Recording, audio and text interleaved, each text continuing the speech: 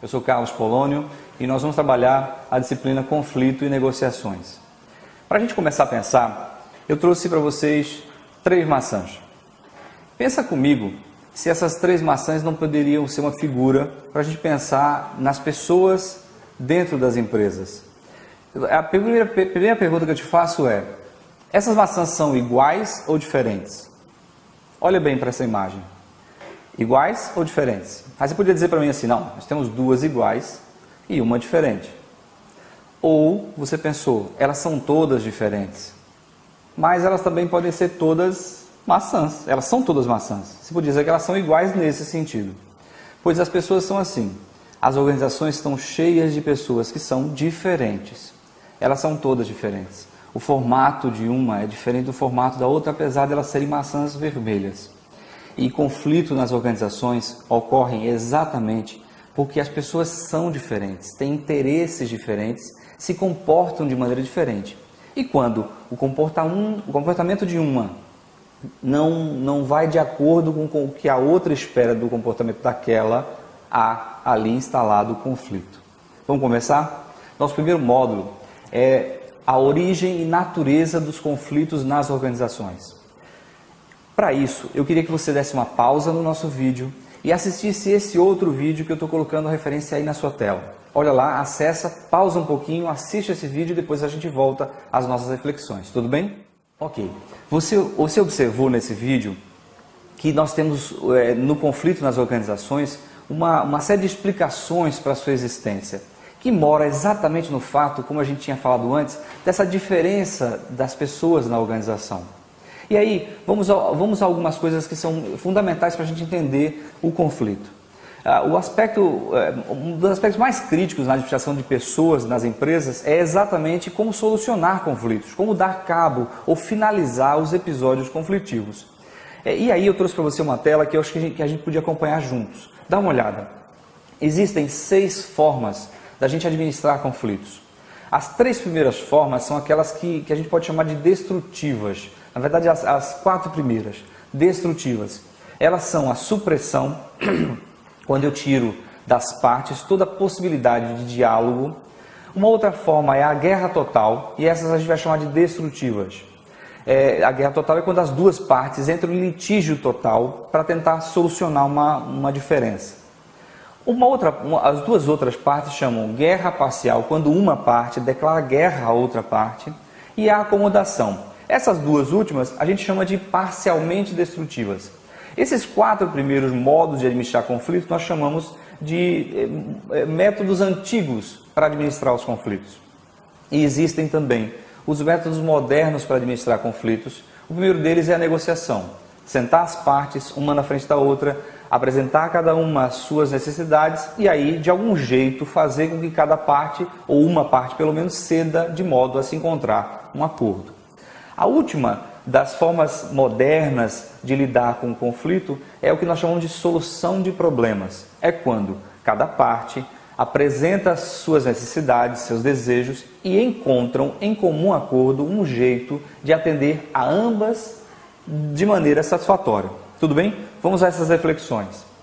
Primeiro, a gente tem que pensar o seguinte: os conflitos precisam ser resolvidos, mas o conflito em si é importante para as empresas, porque no fundo eles é quem conduzem as mudanças.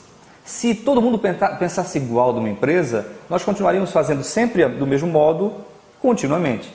E isso é muito diferente daquilo que o mercado precisa, que as empresas precisam.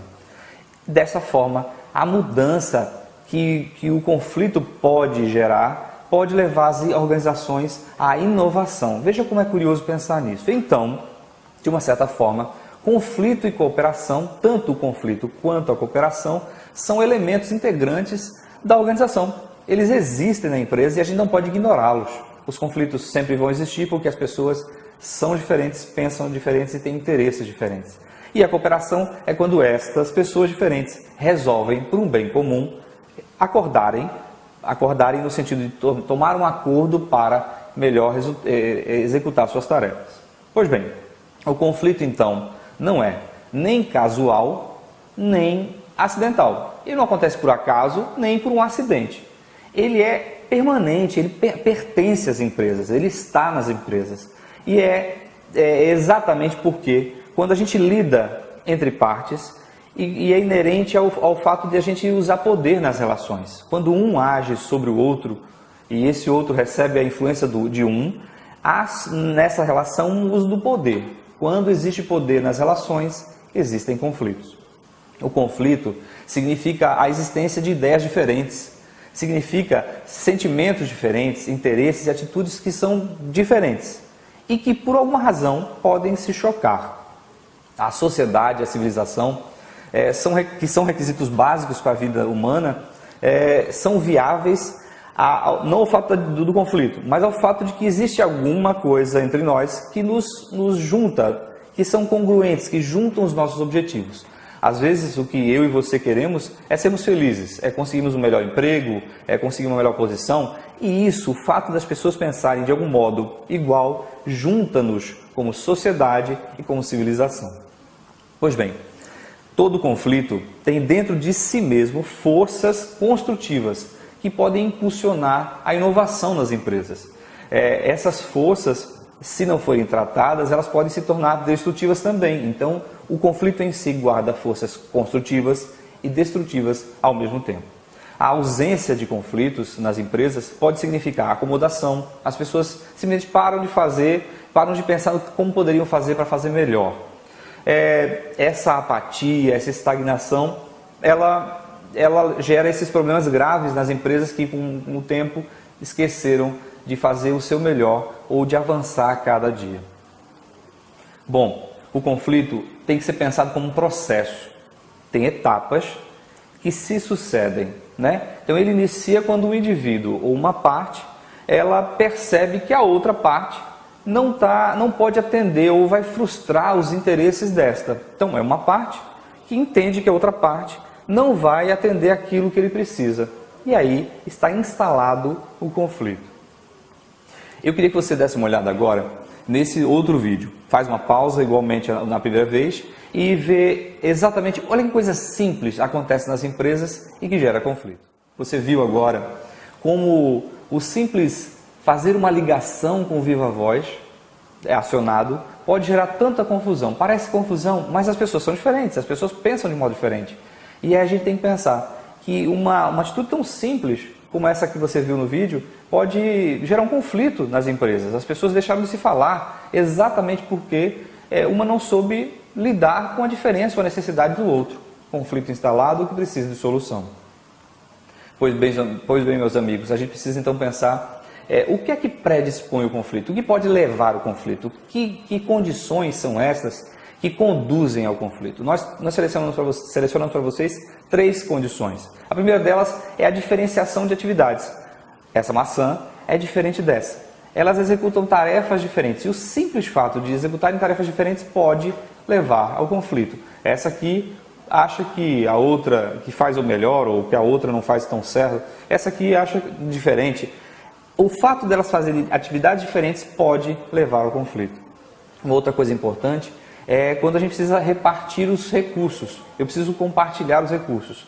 Nós usamos a mesma impressora, todos os setores da nossa empresa usamos a mesma impressora que fica no corredor. Quem é que abastece a impressora? Se isso não está claramente definido, a repartição dos recursos pode gerar conflito. Uma outra coisa importante e que pode predispor o conflito são as atividades interdependentes.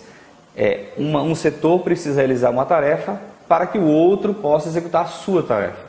Essas atividades interdependentes, que se dependem umas das outras, podem gerar conflitos e geram conflitos todos os dias nas empresas.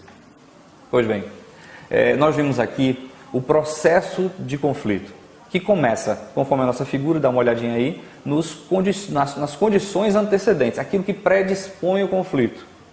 Tem as condições que desencadeiam o conflito, né? A atividade diferente é uma condição antecedente ao conflito. As condições desencadeantes é aquilo que provocou o conflito. Alguém esqueceu de abastecer a impressora, por exemplo. Essa condição desencadeante é reforçada pelo comportamento da outra parte, que poderia ter feito o abastecimento da máquina e não fez, poderia ter agido de outro modo e não agiu. Essas condições desencadeantes geram um comportamento conflitivo de uma e da outra parte, e isso tudo precisa de uma resolução. Ao longo dos nossos módulos, a gente vai dar uma olhada nas resoluções possíveis. Tudo que está dentro desse quadro, esses 4 quadradinhos aí, são exatamente o episódio conflitivo, onde tudo acontece. E por fim, ao final da resolução, nós teremos uma situação posterior ao conflito. Essa situação posterior ao conflito pode retroalimentar as condições desencadeantes ou pode pôr fim à situação conflitiva gerada nesse momento. Ok? Nos vemos na próxima aula. Um abraço, até mais.